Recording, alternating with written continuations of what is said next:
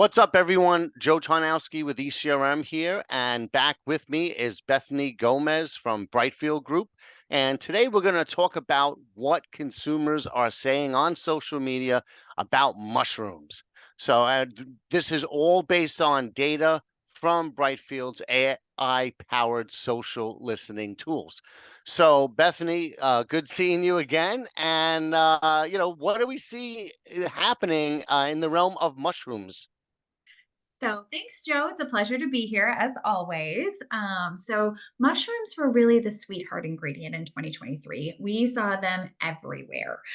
This was exploding. We saw lion's mane and reishi and cordyceps all popping up. We also saw this really impacting a lot of different categories and not just what you would expect. Mhm. So certainly the supplement space, we saw very heavy growth there as a lot of people started to look towards mushrooms for things like immunity and focus, energy. They really started to overtake what was once a lot of those positionings that were once attributed to CBD. So it took over a Mhm. lot of the hype for that in the supplement space, and we've seen that holding on pretty heavily through 2023. But we also have seen it start to make its way through the food and bev category. So on the one side, we saw an explosion, particularly in mushroom coffee. That was the primary product that was really sticking out as a key area of growth and a key area of excitement, particularly amongst Gen Z and millennial consumers. But that shot up in the summer of 2023, and that we saw that continue on to hit consumer purchase rates as well. So people were not just talking about it, but then they went on to buy it, and those purchase rates were holding. Although in the last quarter, the hype seems to be dying down a little bit there. But we've also seen mushrooms start to peak up in terms of, as a protein alternative. And this is really interesting because it impacts and kind of correlates with some of the trends we see in like the plant-based protein category. With things like plant-based protein powders, but even like plant-based meats. Joe, I'm sure you're seeing this in a lot of the ECRM brands that you have come through the events. We just saw, for example, at Naturally Chicago Pitch Slam, the winner this year was a brand called Meaty, which is like a mushroom-based meat alternative, which was really popular. And all of the judges were looking at this compared with traditional products like Beyond Meat and, Impossible Burger and things like that, and finding that it was a much more natural profile, but also, much more, a much better taste and texture. It's always that texture that gets you. So it's interesting to see these products, just explode in so many different areas. And I'm sure you're also seeing what jerkies and snacks Yep. and drinks and mushroom enhanced waters and things like that as Yeah. well. I mean, well, what's interesting is I went down a whole mushroom rabbit hole myself. I believe it was last year, not the magic mushroom kind, but what We'll get happened to that was, later, right? yeah, yeah, a couple of years ago, we started noticing that there were a lot of searches for mushroom-based products on RangeMe. Mhm. And that got me thinking, I started looking into it. And I believe I forget which food show I was at, but I ran into a couple things. I think it was the fancy food show. Ran into a retailer, one of our ECRM and Range Me customers, and he mentioned that they're seeing an explosion in mushrooms as well. Their customers walking into the store, but he attributed it to a couple of things, and all goes originated during the pandemic, right? During the pandemic, he mentioned we were all quarantined, so people were stuck at home, cooking at home. They were getting bored of, cooking the Mhm. same thing all the time. And so two things happened in parallel. One, there was a lot out there about the nutritional benefits of mushrooms, including their immunity boosting benefits, which back then during COVID was a Mhm. very big thing, important thing. Absolutely. But then also you had the variety of mushrooms and flavors, and then the availability, right? They're so easy to harvest, you can make them quick. And then, the versatility, you could do so many things with it. So people at home started incorporating more and more mushrooms into their foods. And then even when the pandemic was done, they really wanted to continue that. And I think the brands caught wind at the same time. So Mhm. they started putting the mushrooms into coffee, into beverages, into supplements. And it's even in food service. I also spoke I interviewed someone who works for Sodexo that handles the food service for the Northeast colleges and universities. And they're like, it's because of its versatility, it's great for, you could use it as jerky, you could use it on pizza, on sandwiches, on salads, tacos, basically any meal platform that they serve in college. Mhm. People, are throwing it. And they're getting so good, like you said. I've had tacos with mushrooms that tasted just like a steak taco, had the mouthfeel of it. Mhm. I had, bacon mushrooms, mushrooms where I figured they use the root of it to the psyllium, mycelium or whatever, Yeah. Mhm. and it tasted and felt like bacon. I've had chips, that were air Mhm. fried mushrooms that were used as a snack. So it's really, really cool, everything they've done to it. And then recently I've met one of our customers, Mushroom Maiden Farm, and she has a line of salt that's infused with mushrooms as well as mushroom supplements. And Mhm. she grows her mushrooms. She harvests them in a mile-long tunnel that Mhm. she has. Do you know Amazing. how many mushrooms you can Mhm. harvest in that space? So it's been amazing to see all of that growth, and all of the different areas that you see it. So why are they? We covered some of these reasons of why they're using them, and what are you hearing from people on social media? What are they Yeah. saying? What are their reasons for using it?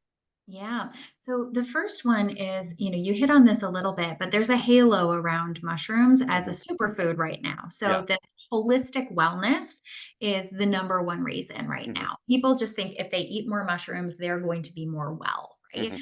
Hmm. And this aligns with a lot of larger consumer trends that we see where people want to take fewer medicines, they want to take Hmm. fewer pharmaceuticals, but they want to transition to more, plant and, natural Hmm. regimes there. And they're looking towards, foods, largely foods and supplements to help them stay well. So holistic wellness is definitely number one.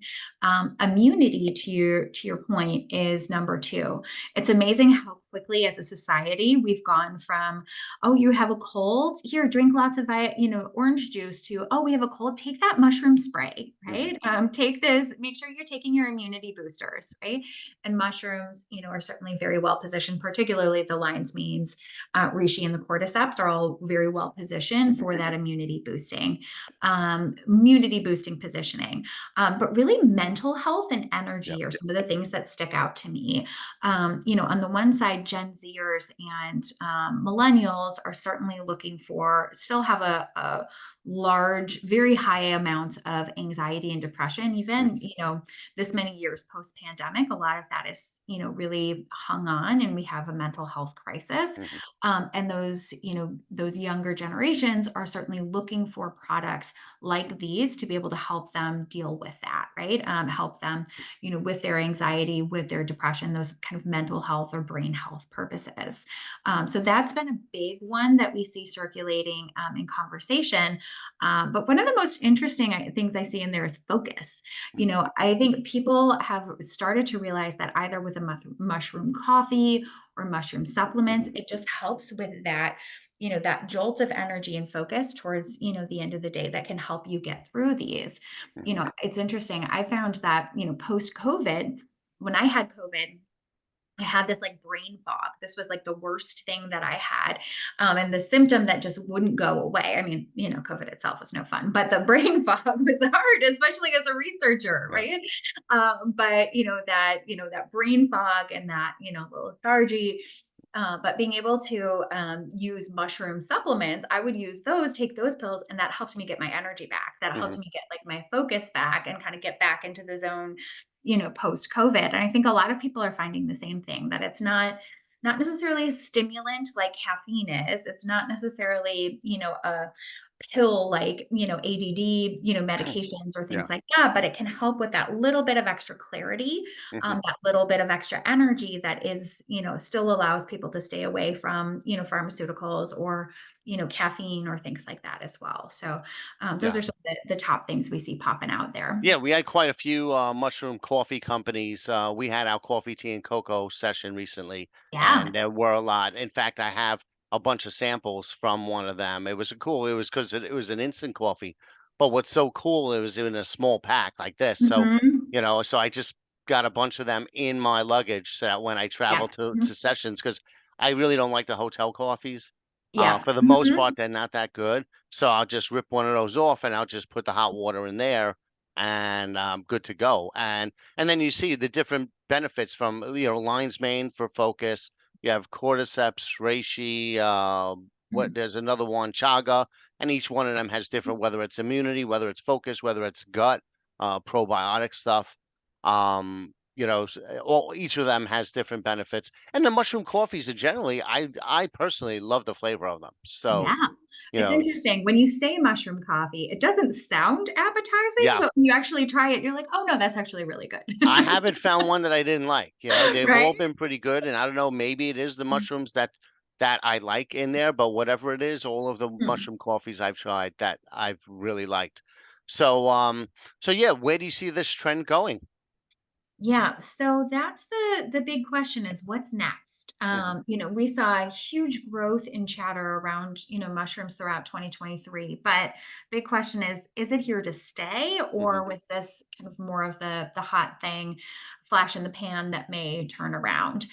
We have started to see in the first 2 months of this year a decline in both some of the conversations around it, Hmm. as well as some of the purchase rates. So definitely something we want to keep our eye on. I think it is not going to grow forever and it is not going to explode forever, but I think it has won over the hearts and minds of American consumers, and effectively positioned a halo around mushrooms, such that people are believing this to be better. They are believing this to be a strong immunity or focus product, and a lot of the people that have started to use these products and seen great results are going to continue to do so. So I think we'll see the momentum slow down a Hmm. bit, but I do think that the market size it's at may be able to sustain for some time. Mhm. I agree. I think the conversation slowing down is more of the result of people knowing already the Yeah. benefit. And Mhm. it's like you mentioned, like with CBD. In the beginning, everybody's all talking about it, but Yeah. then it become part of the mainstream. Yep. Mhm. Everyone was talking about mushrooms back a couple of years ago. But I think people they generally know the benefits and all that. Mhm. So I think the conversations were more lean towards when something new comes out. A new Mhm. delivery mechanism, a new product, a new, Mhm. some new meal using them, Mhm. things like that. But I think they know that mushrooms are good for them. They don't need to have as many of those conversations Mhm. anymore. So like anything else Yeah. that's new, it'll kind of. But Mhm. I still think that people, from what I'm seeing in our sessions, again, it crosses categories. So at our Yeah. vitamin and supplement session, Mhm. you see the mushroom supplements there. You'll see in our beverage session, there's beverage Mhm. infused mushrooms, drinks, ready to drink mushroom teas or Mhm. whatever, and then coffee, tea, and cocoa, obviously. Are mushrooms, I wonder, if they're getting into any like topical benefits or anything like that. If That's they interesting. have, if they can be used in Yeah. that way. I'm not sure. I have to, Yeah. We'll have uh, to look into that, right? yeah. We do more on the ingestible side of things, but, Yeah. So quick it's definitely question. an area. Mhm. The since you were doing the research on the mushrooms, now have there been comments embedded within the mushroom products about the the what do you call it, the magic mushrooms, those types of things? Oh, yes. This has been really interesting to look at this crossover Hmm. because, on the one side, when you look at the psychedelics industry, Hmm. there's the development of and a lot of excitement around, psilocybin as a legal product and a whole Yeah. marketplace there. But there's not really legal pathways, Mhm. at a large scale to be able to commercialize this in the same way that legal cannabis has, Mhm. for example.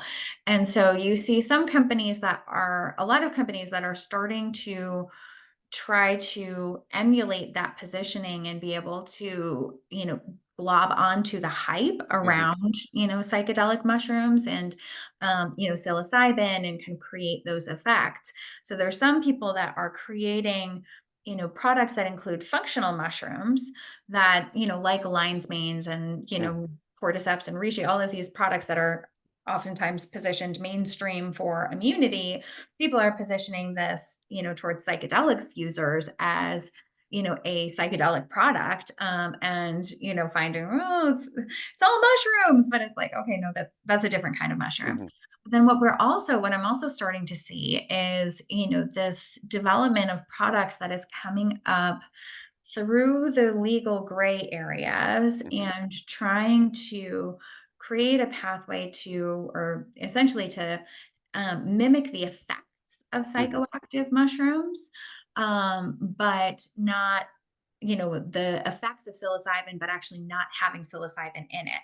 So Mhm. they can commercialize them the same way that you would an immunity product, or a focus product or any sort of supplement, but actually provide those psychoactive effects to your customers. So these products, many of them are mescaline based. But there's lots of different ingredients that are being used there. This is becoming a growing set of products that are commercially available on the internet, on, smoke and vape shops, through some of these, Mhm. potentially some of these like CBD stores that are Yeah. now selling, Delta 8 THC products and things like that. And, some of these are, carrying some pretty significant psychoactive effects. And it's a popular avenue for CBD companies that ran into too much competition Mhm. and couldn't thrive in that market, or these hemp derived THC, brands that are looking to branch out a little bit too. So there's, mushrooms as a food product, to your point, Yeah. mushrooms in cooking, right? My pizza with mushrooms on it. Then there's like actually using mushrooms in foods, as a protein source, as a Mhm. cheeseburger, as a taco, as a whatever.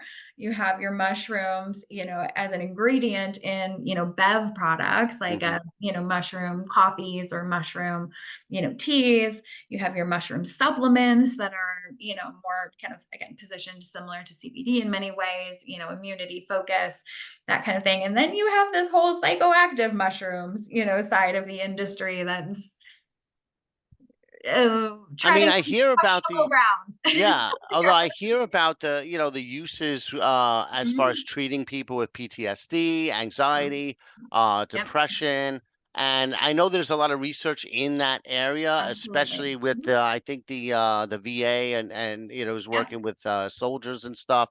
However, Lots of I can't imagine the pharmaceutical companies that make drugs for depression and for all that would be happy that there could be potentially be an alternative to their Yeah, well, drugs. I think there's lots of, the root for psychoactives, Mhm. like, psilocybin or psychedelic products to really come to market and scale is really a pharma channel. I Yeah, think everyone, expects that to be a pharmaceutical market.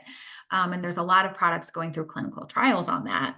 But meanwhile, there's all of these over the counter, just kind of gray yeah, market products being sold and developed and circulated that's not going to make those pharmaceutical companies very happy, because then you have to come in and as a yeah, pharma company try to sell a real pharma solution when there's somebody, selling gummies from the smoke and vape shop that say they will melt your face if you take 3 of them, yeah, and there so are a lot of them. My yes. neighborhood alone has Mm, probably 6 within 2 blocks of my apartment, and right. some of them, one of them sells mushroom products Mhm. that, again, the guy says it's not psychoactive or anything, but they're they have, you'll see their package, they look like it's something. So, who Yeah, knows if exactly. So yeah, it's like, but it's not like from a product format, it's not noticeably different. Some of those are no, not noticeably different from what you would buy at, a fresh time for immunity supplements. Yep. It's just the difference in how they're positioned. That's positioned as a wellness product, and these other ones are positioned as a melt your face product. Yeah. Right? Well, it'll be interesting to see how those conversations on Mhm. social media progress Yeah. as, both, the mushrooms that we've been talking about for CPG become more mainstream or continue to be more mainstream, right? Because they're popular already. But then Mhm. also as more conversations happen around the psychoactive Yeah. mushrooms and to see how that melds together, one against the other. Absolutely. There's lots of categories I've got my eye on here. Awesome. Well, everybody who's listening, if you want some more information, just go to brightfieldgroup.com. And thank you again for another great report. And I look forward to chat with you about the next topic. All right. Thanks, Joe. Thanks.